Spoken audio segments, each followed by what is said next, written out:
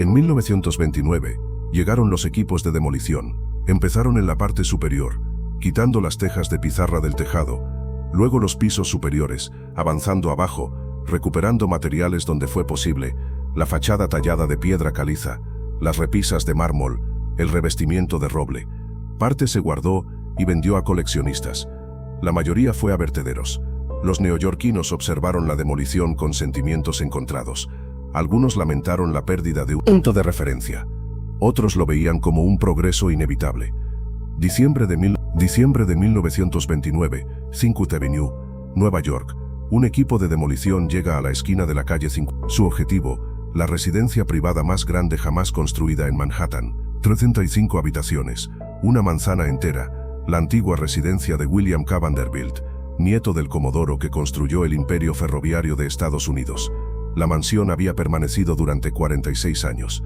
Un castillo renacentista francés, trasplantado a suelo americano. Muros de piedra caliza, detalles en piedra tallada, interiores rebosantes de pan de oro y mármol, de esas casas que anuncian la riqueza tan alto que se oye a manzanas de distancia.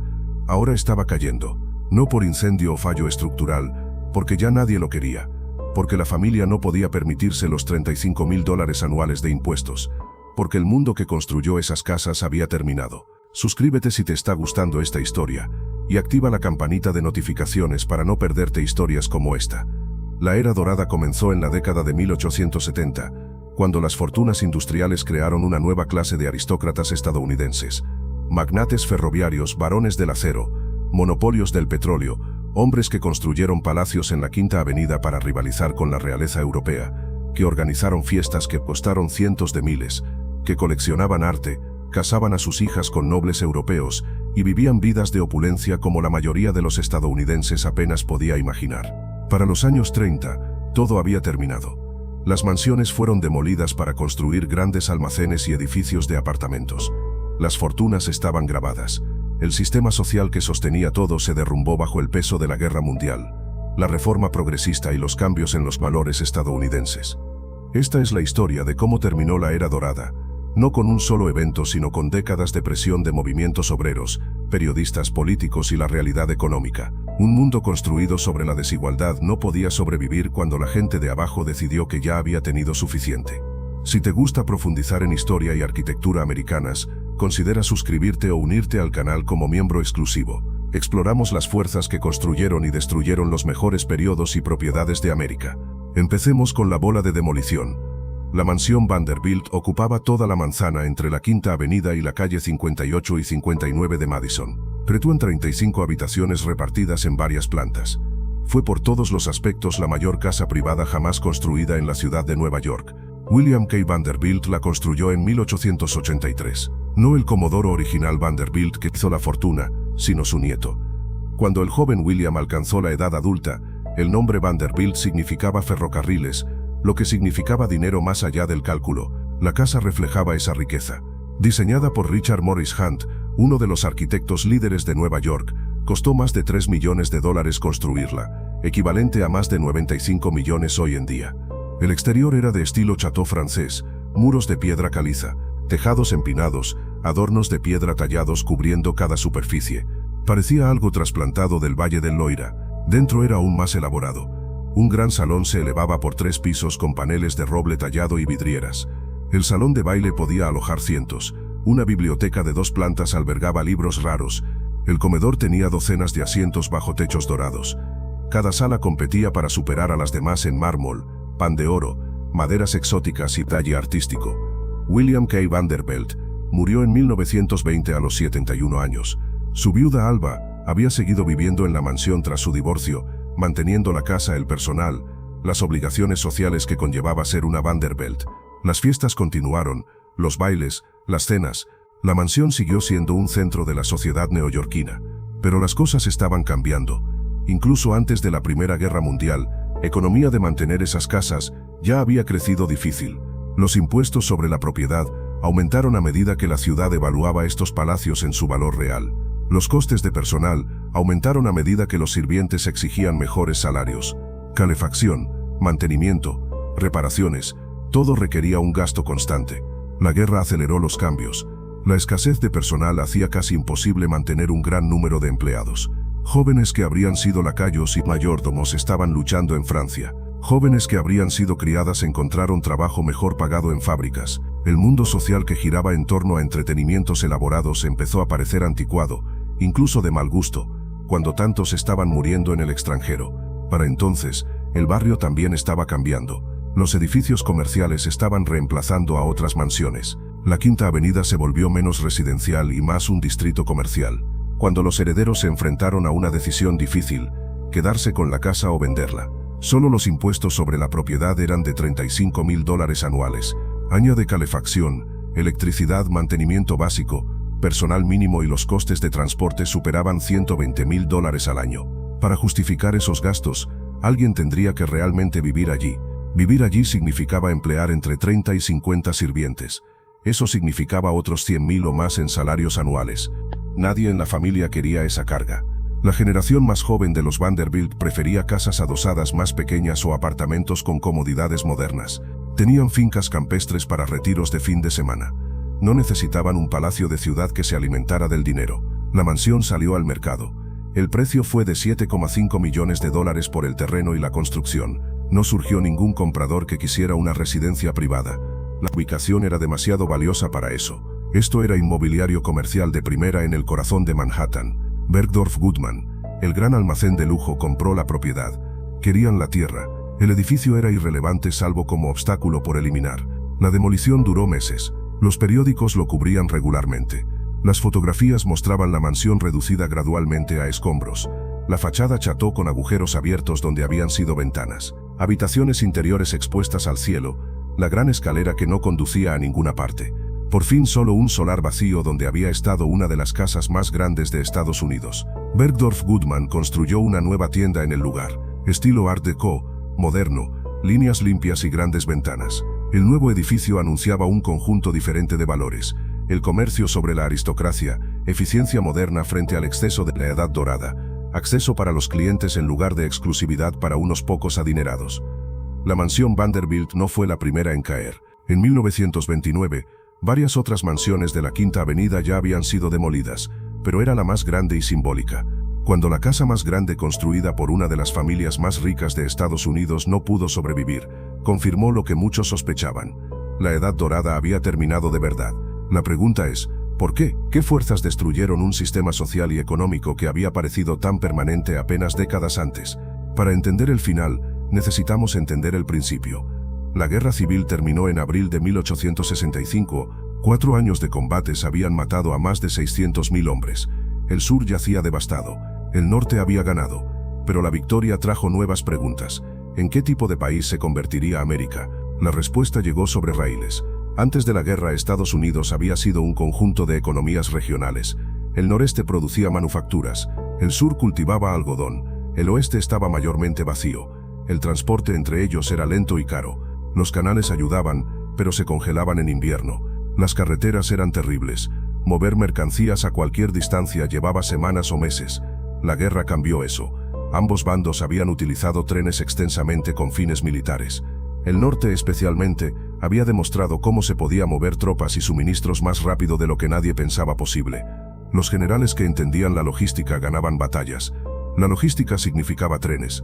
Tras la guerra, ese conocimiento militar se convirtió en oportunidad civil. Si los trenes podían mover ejércitos, podían mover cualquier cosa: grano, ganado, acero, carbón, gente. El país solo necesitaba vías que conectaran de todas partes a todas partes. En 1869 ocurrió algo extraordinario. 2 empresas que construyeron desde direcciones opuestas se reunían en Utah. La línea transcontinental estaba completa. Ahora se podía viajar completamente en tren desde Nueva York hasta San Francisco. Lo que tardó 6 meses en carreta ahora tardaba 6 días. El impacto fue inmediato y enorme. De repente Occidente dejó de estar aislado. Los agricultores podían enviar trigo a ciudades del este. Los ganaderos podían enviar trigo a ciudades del este, ganado a los corrales de Chicago. Los mineros podían trasladar mineral a las fundiciones. Surgieron pueblos a lo largo de los ferrocarriles. La pradera vacía se convirtió en tierras de cultivo. El país ya no eran regiones separadas. Era un solo mercado integrado. Construir todas esas líneas requirió un capital enorme, más dinero del que cualquier persona podría ofrecer. Así que las empresas vendían acciones y bonos a inversores.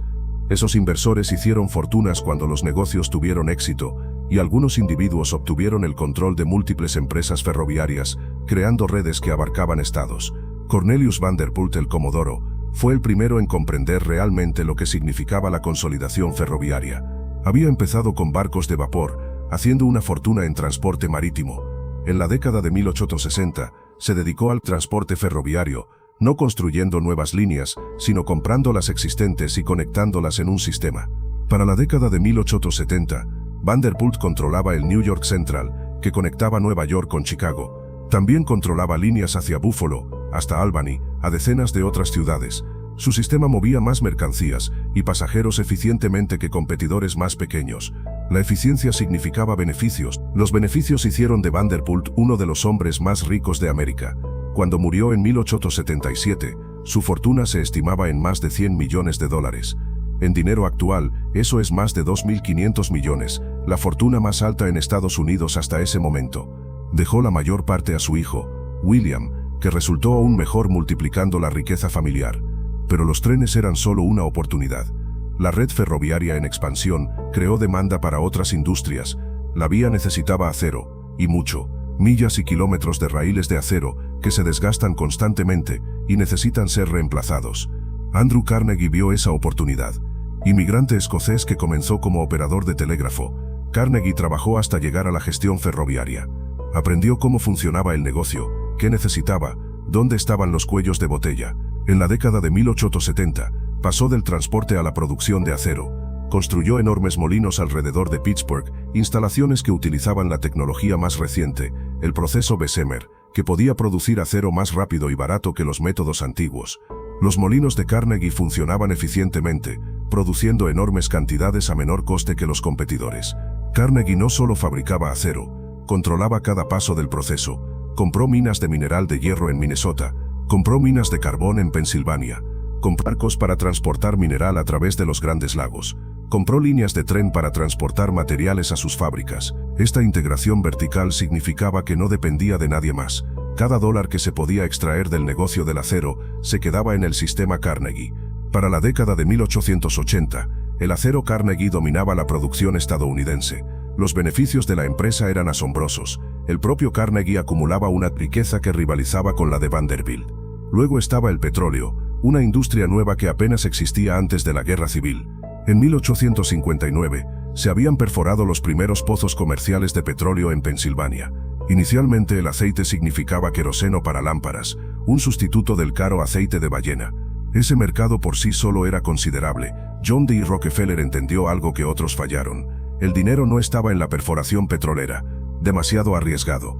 Los pozos venían o se quedaban secos o producían demasiado e inundaban el mercado, haciendo que los precios se desplomaran. El dinero estaba en refinado y distribución. Rockefeller fundó Standard Oil en 1870. La empresa compraba crudo a perforadores, lo refinaba para obtener queroseno y lo vendía a distribuidores. Rockefeller negoció acuerdos secretos con compañías ferroviarias para mejores tarifas de envío. Bajó el precio de los competidores hasta que se declararon en bancarrota o vendieron todo a él. Compró refinerías competidoras y las combinó en una gran operación. Para 1882, Standard Oil controlaba aproximadamente el 90% de la refinación estadounidense. Era un monopolio en todo menos en el nombre. En realidad también era un monopolio en nombre. Rockefeller organizó sus fondos como fideicomiso, una estructura legal que le permitía controlar varias empresas mientras técnicamente las mantenía separadas. El trust hizo de Rockefeller el hombre más rico de América, más rico que Vanderbilt, más rico que Carnegie. Por algunas estimaciones en su apogeo, la riqueza de Rockefeller equivalía a más de $400.000 millones en dólares actuales, la mayor fortuna americana en la historia. Estos tres hombres, Vanderbilt, Carnegie, Rockefeller y otros similares, crearon concentraciones de riqueza sin precedentes. La velocidad era asombrosa. Vanderbilt construyó su fortuna en 2 décadas, Carnegie en una, Rockefeller aún más rápido. Lo hicieron en un entorno con casi ninguna regulación. No existía impuesto sobre la renta hasta 1913.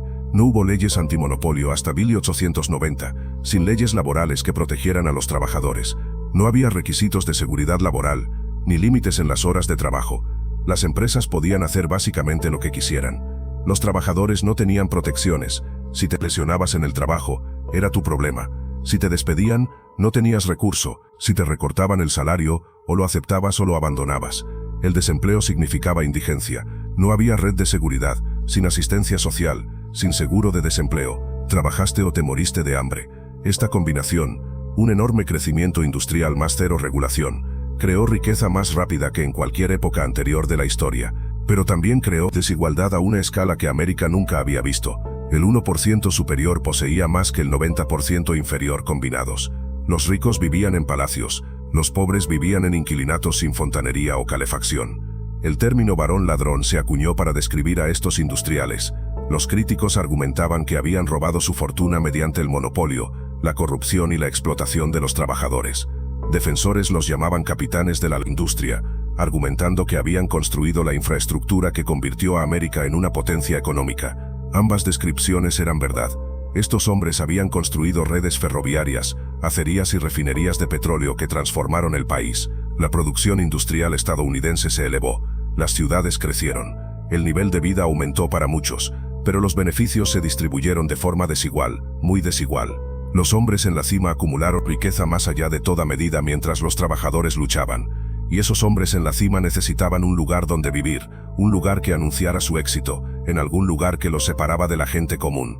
Necesitaban mansiones, y la Quinta Avenida en Nueva York se convirtió en el lugar donde se construyeron. El dinero por sí solo no te convertía en parte de la alta sociedad de la Edad Dorada. Los Vanderbilts lo aprendieron por las malas. Cuando William Henry Vanderbilt, hijo del Comodoro, intentó entrar en los círculos élite de Nueva York en la década de 1870, encontró puertas cerradas. Su familia tenía 100 millones, eran dueños de ferrocarriles, ejercían un enorme poder económico. Ninguna de ellas importaba. Las antiguas familias de Nueva York consideraban los Vanderbilt nouveau riche, dinero nuevo, vulgar. El Commodore había empezado como operador de ferry. Ese olor a trabajo, a comercio, a ensuciarse las manos nunca se borraba del todo. Los Vanderbilt necesitaban a alguien que los legitimara, alguien que controlara el acceso a las altas esferas, alguien cuya aprobación significaba aceptación. Esa persona era Caroline Schermerhorn Astor.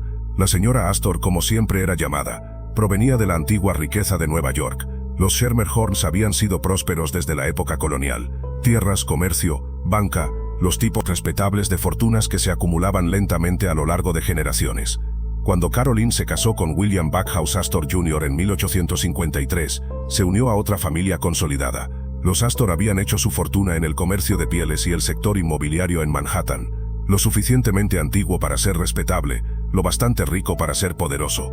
Para la década de 1870, Caroline decidió que alguien necesitaba definir a la élite de Nueva York.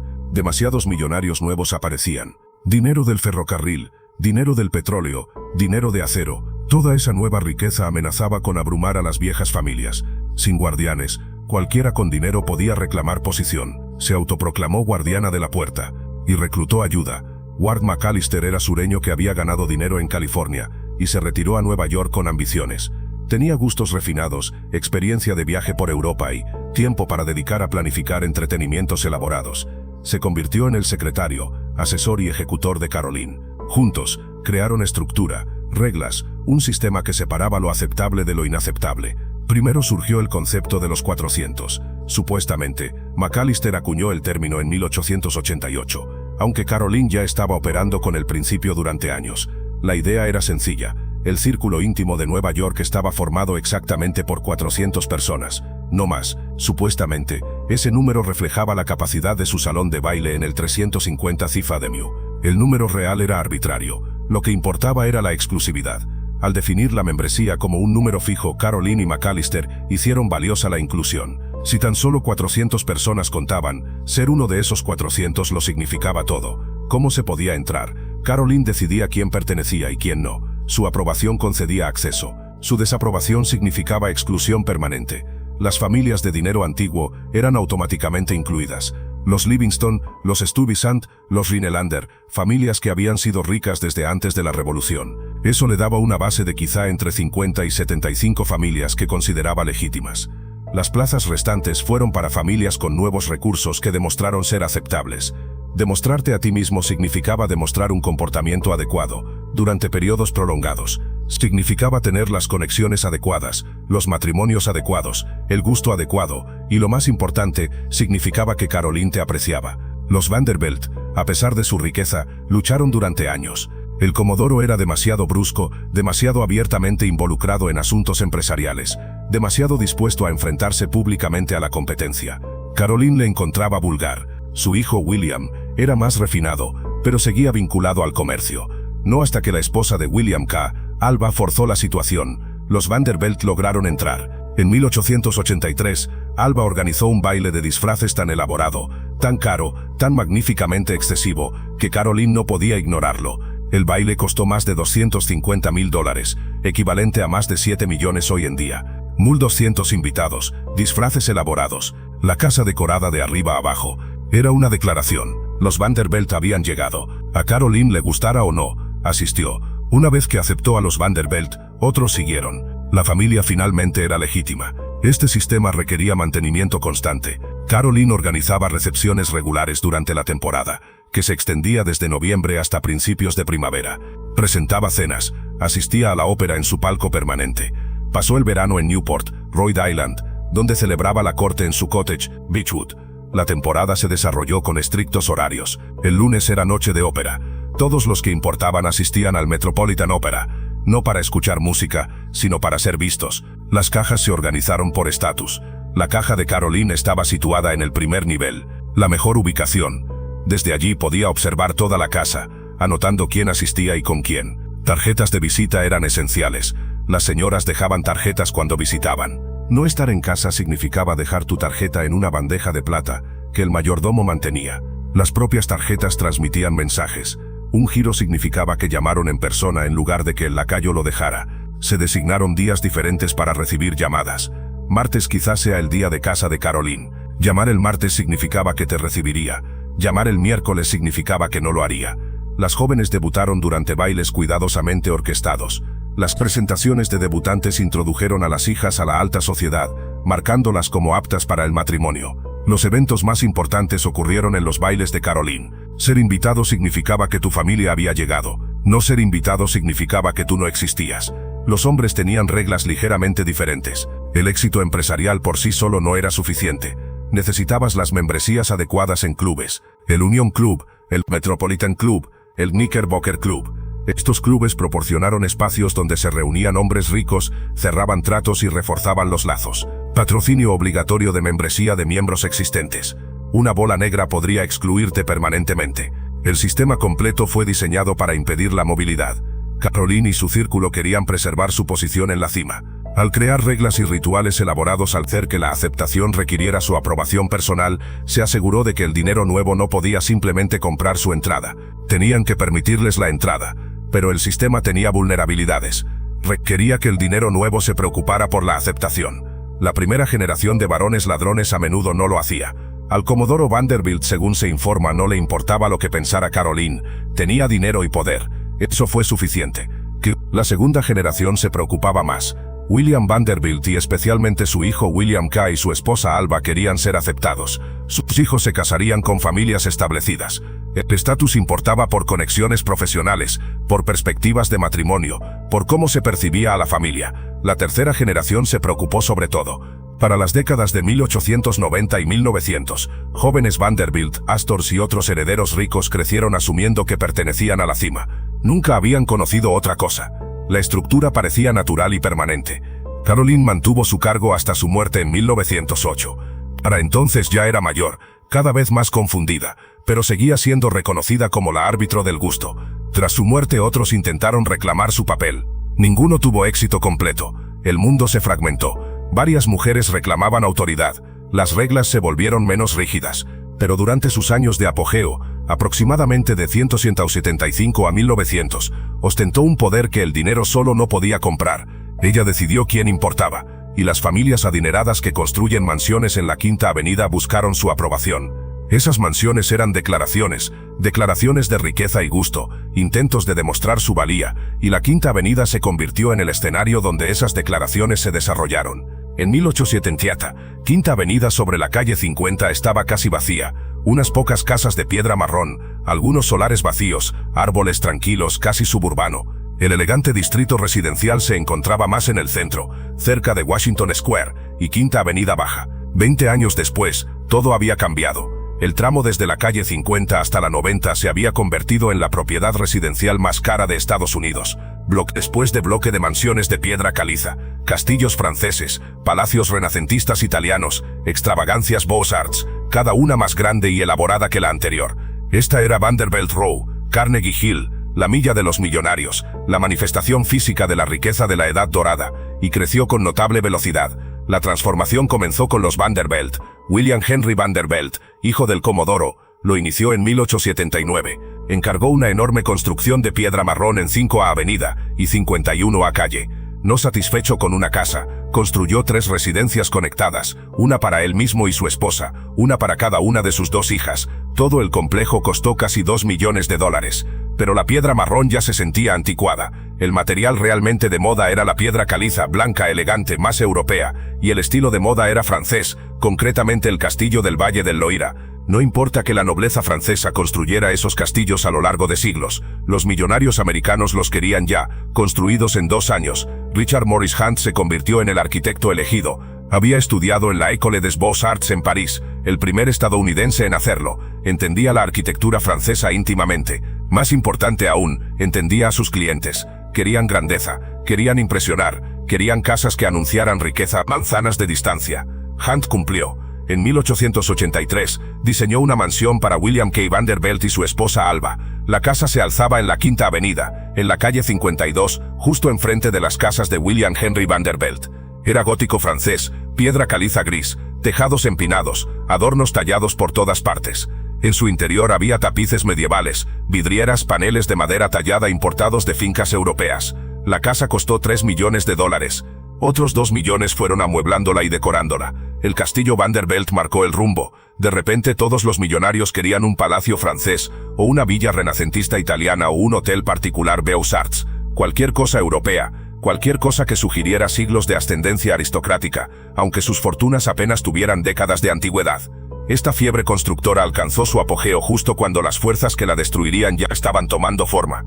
Las mansiones que parecían tan permanentes, tan sólidas, tan inmutables como las montañas, resultaron ser tan efímeras como castillos de arena ante la marea. Cuando la gran demolición de 1929 derribó el castillo Vanderbilt, marcó el verdadero fin de la era dorada. Las bolas de demolición no solo destrozaron piedra y madera, sino toda una visión del mundo. Lo que sobrevive hoy no son los palacios privados, sino las instituciones públicas en que algunos se transformaron. Quizás esa sea la lección más importante. En América incluso la más grande de las fortunas debe eventualmente servir a un propósito mayor que el orgullo de una sola familia para dejar una huella duradera. Si te fascinan estas mansiones históricas, suscríbete ahora y déjame en los comentarios qué propiedad legendaria deberíamos explorar a continuación. Tu apoyo hace posibles estas investigaciones detalladas.